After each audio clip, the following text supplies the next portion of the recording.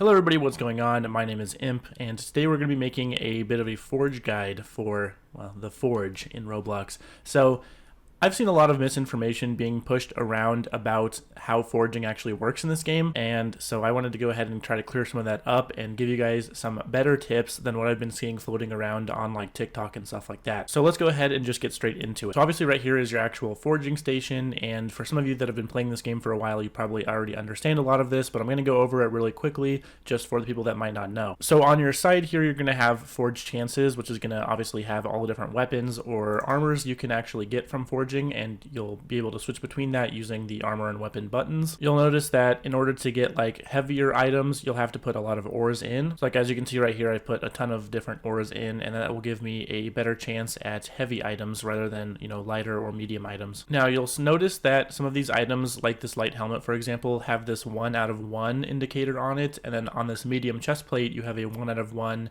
for this medium chest plate, and you have a 1 out of 2 for this medium chest plate, which is a samurai chest plate. So this 1 out of number is apparently the odds for getting that item, because it doesn't refer to how many times you've received that item or something like that. So as you can see, the Dark Knight helmet is 1 out of 2, and the Knight helmet is 1 out of 1. So it's more likely to get the Knight helmet than it is to get the Dark Knight helmet. And then some of these, like on the weapons, for example, you have 1 out of 1 to get a normal dagger, 1 out of 4 to get a gladius dagger, and then 1 out of 16 to get a hook. So the hook is quite a bit more rare than these other items. Same thing with the straight sword here, it's 1 out of 16. On the colossal swords, you'll see that the Dragon Slayer has a 1 out of 16 chance as well, so that one's actually relatively rare. Same thing with the Skull Crusher here. But yeah, so that's how this sort of side menu works. Now when you start to actually put ores in, you'll see that this multiplier number is going to go up. So if I put this like dark bone ore in, it'll go up to 2.25, and that is the base multiplier chance for a dark bonite. And you'll see if I use a much rarer ore like the Firite, then it'll go up to like 4.5. And this multiplier, as far as I can tell, is increasing the base armor to a higher number. So for example, if you have a base armor of 50 and you have a multiplier of 2, that will make your actual end armor a 100 armor piece. Now, one thing I've seen a lot of people doing is on TikTok, they're saying that they're crafting like the best armor in the entire game, and they'll normally use like 4 legendaries. So like for example, right here I have fire, light, uranium, and mithril, and that's gonna make the best armor in the entire game according to the people on TikTok or whatever. And yes, using a lot of legendaries is obviously going to give you a really high multiplier. Uranium actually surprisingly has a somewhat low multiplier, so if we take that out, for example, our multiplier goes all the way up to 4.2. So yeah, that's kind of an interesting little tidbit there. Uranium kind of has a low multiplier comparatively, but yes, these other ores will obviously give you a really, really high multiplier. But the generally accepted baseline for armors is uranium and mithril. Uranium is really cool because it has a good thorns passive that will make enemies that attack you take damage, and so a lot of people like using uranium right now. I do recommend it. I think that passive is really good, especially for if you're like AFKing and hitting rocks or something like that. If an enemy comes up to you, they'll usually just die because of your uranium. But something that a lot of people are overlooking, pretty much everybody that I've seen, is overlooking obsidian. So obsidian right here has a 2.35 multiplier, which is actually pretty low. Now if we put obsidian in with some of the other legendaries like Firite, Lightite, and Mithril, then you'll see that my multiplier is a 3.74x. Now, the thing about obsidian, though, even though it's going to have a lower multiplier, is that obsidian actually gives a 30% armor bonus. Now, it's hard to tell if that is pre or post, if that is actually applied at the beginning of when your armor is created or at the end of when your armor is already created. But regardless of that, obsidian, if it actually does have a 30% armor boost, will actually outperform this combination, which is all legendaries, and it's a 3.9 multiplier. I've actually done the math here, so if you have 50 base armor, like if the piece you're making has 50 armor just to begin with, then if you have a 3.9 times multiplier on that, it will result in 195 armor. But if you have a obsidian piece in there with the 30% bonus armor, if that's applied onto the 50 base armor, then your total armor will be 202. But if that's applied to the end of the armor, like once you've actually created it, and then you get a 30% bonus, then it'll be 243 armor, so significantly more than if you were to just use all legendaries and get like a 3.9 times multiplier. Now obviously if you use like even rarer legendaries, like ones that have, over a 4 times multiplier, and you don't use like uranium, for example, then clearly you're going to go higher than the total armor that's provided by the obsidian bonus if it's on the 50 base armor, but the obsidian will pretty much always kill everything else in terms of total post armor if it's applied on top of the end armor. So yeah, apparently based on the information that we have right now off the wiki and stuff like that, don't sleep on obsidian. It's really, really good. It will make your armor much stronger than some of the other end game options that people are talking about on like TikTok and stuff like that. Another thing to point out is that, like, for example, if you see right here, I just added another lightite. That made my multiplier go up to 4.04. So we can still use uranium and mithril and, you know, lightite or whatever, and we can make our multiplier go higher. So for example, if I took out fyrite, which will make us go down to a 3.93, and then we use obsidian, that'll go to a 3.61.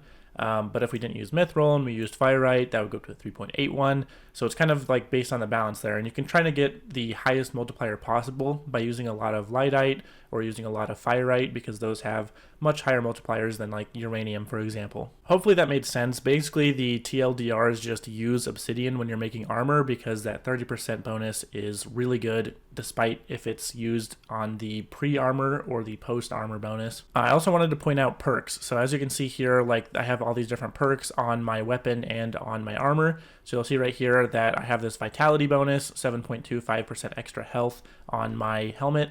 And then I have lethality, I have a physical damage increase, I have surge, which is 4% less dash cooldown. That is actually from my rune here, which I'll talk about a little bit in the next part of this video. And then I have radioactive right here, which is deal 2.42% of max health as damage as an AoE while in combat. And so that's from uranium. So that's why people still like to use uranium, even though it has a lower multiplier. And I would highly recommend it. I think this is a really, really good perk. And then I have Berserker, which is also from this Rage Mart. But yeah, so as you can see, you can get a whole lot of perks if you use, obviously, these runes. And then, of course, if you use like all of the different ores into the item that you're making. And I'm not going to act like I have like the best gear in the game. I definitely don't. Like, this chestplate could use some major increases, and this leggings is pretty terrible. I just kind of had to throw something together because I didn't have a lot of ores to make it. I still have to grind a lot more, but just based off of like the number theory of what these defense rates should be, it should actually give you a lot higher armor rating if you're using obsidian. Now, talking about some of these runes here, these are something that a lot of people haven't really talked about very much, and I could kind of make an entire video going over them. It'd probably only be like a 2-minute video, but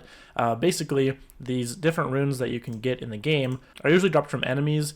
Like, for example, the bomber skeleton will usually drop the blast chip rune, so this one that gives explosion. This is a pretty good rune, and you can get it from the bomber people. Now, something to note here is that some runes that you get as drops will actually have another trait on them. So if you really want to min-max your gear, you're going to want to get a really good rune that has a really good extra trait. So this one has burn 1, which obviously makes enemies burn when you attack them, but it also has lethality 1, which increases your physical damage by 9%.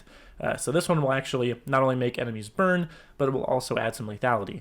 And so, as you can see, like, this won't be on every single one. Like, as you can see, this flame spark has attack speed instead. As you can see, this blast ship has nothing else on it. It's just explosion.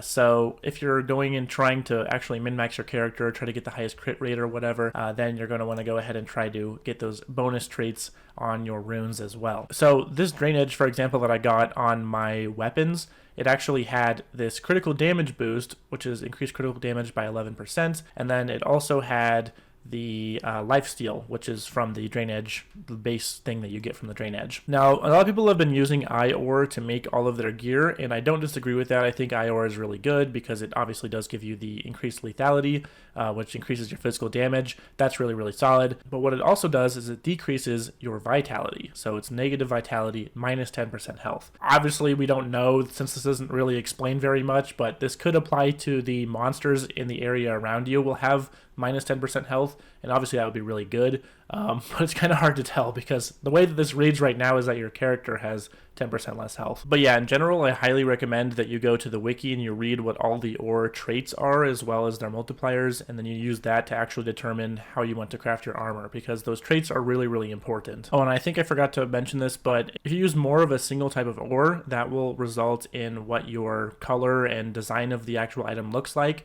as well as what rarity it is. So as you can see, this one I used mostly uranium, so it became a uranium chestplate, as well as being legendary. This one I used mostly rivalite, and so this one became an epic helmet, and it became red. And this is not based on the ratio. So to give you more of an idea of what I mean, if you have like 2 uranium, 2 mithril, 2 lightite, that means that you have 6 legendary ores total inside of here. The ore that we have the most of in this pot is rivalite. So the result will always be rivalite, and it will always be epic. It will not be legendary. Even if it's something like this where you have 6 total legendaries and then 5 epics, this will, as far as I know, still be rivalite and it will still be an epic piece of gear.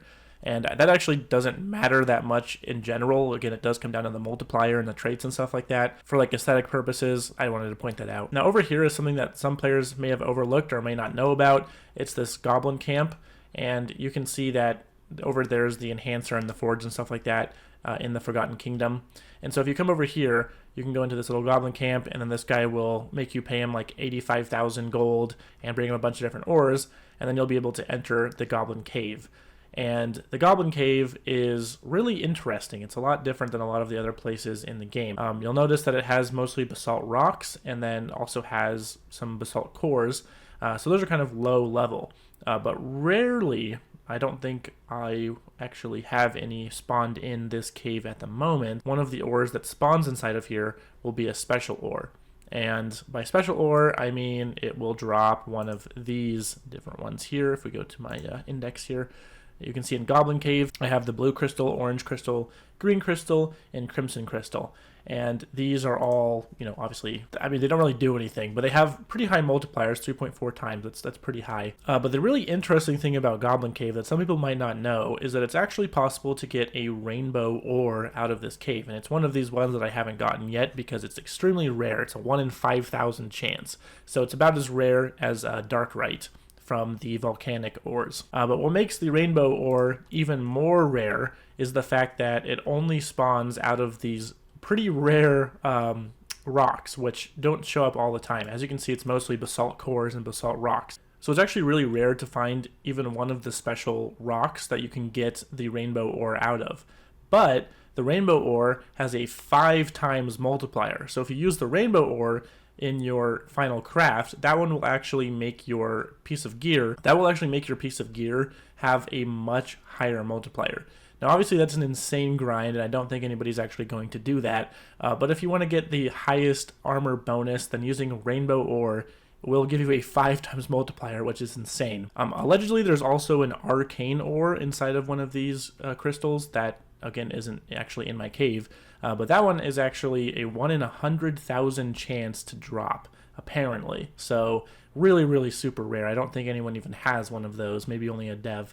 But yeah, so the rainbow ore is actually the way to get the highest multiplier, but again, the grind is just insane. 1 in 5,000, and you have to actually find one of those rocks that isn't actually showing up. And the rocks only drop 1 ore at a time, so for that to actually be a rainbow ore is extremely lucky, and you'll have to grind that for an insane amount of time. But if you want to make the best armor in the game, I would recommend using lightite because of its really high multiplier, as well as its speed boost that it gives as a trait.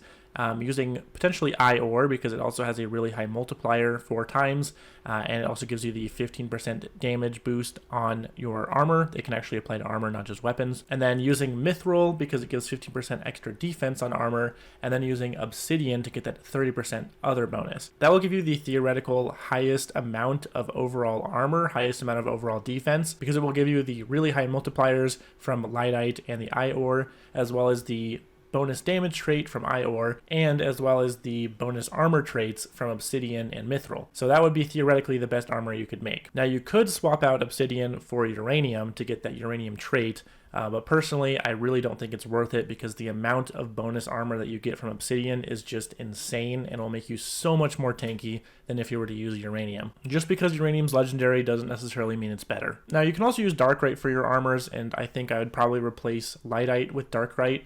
Darkite is a mythical. It's 1 in 5,000 chance from a volcanic rock, but it does give a 6.3x multiplier, which is insanely high. Now, in terms of weapons, obviously magmaite, fireite, and ore are going to be your best friends here. Those ones give you some good burn damage, some good explosion damage, and some good weapon damage boosts. And then actually a really interesting one here is the poop ore from the first area in the game. The poop ore has a really interesting trait that actually fears enemies around you when you go below 35% HP, and it also deals percent poison damage around you. That trait is a lot better than a lot of people think. Like, that trait is actually really good for surviving for a really long period of time, and honestly, I wouldn't really pass it up. I mean, it has a really low multiplier, so your damage is going to suffer a lot, but that trait is like pretty good. Like, it can really save you in a lot of cases.